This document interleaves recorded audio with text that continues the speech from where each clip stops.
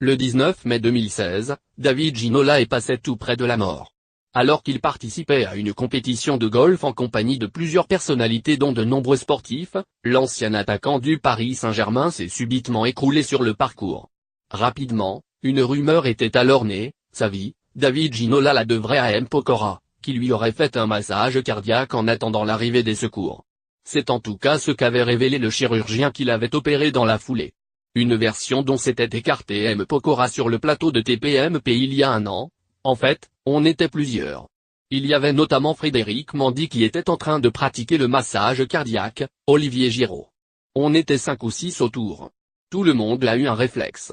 Moi j'ai été le premier à me rendre compte qu'il était en train de faire un malaise. Les autres pensaient que c'était une blague. Bref, c'est l'addition de la présence d'esprit de plusieurs personnes et l'énergie qu'on y a mis qui a fait qu'aujourd'hui il est encore avec nous. Et pour cause, comme l'a révélé samedi David Ginola dans Salut les Terriens, M. Pokora n'est pas du tout celui qui lui a sauvé la vie. Évidemment, il ne le considère toutefois pas responsable de la propagation de cette rumeur. 2 personnes se sont relayées pour me faire un massage cardiaque, Frédéric Mandy et Pierrick Borgia.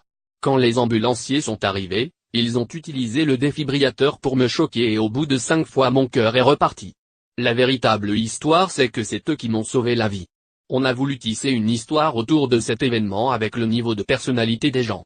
Et on s'est dit que mettre M. Pokora comme la personne qui sauvait David Ginola, ça pouvait faire la une des journaux. J'aime beaucoup le garçon et lui aussi a souffert quelque peu de ça.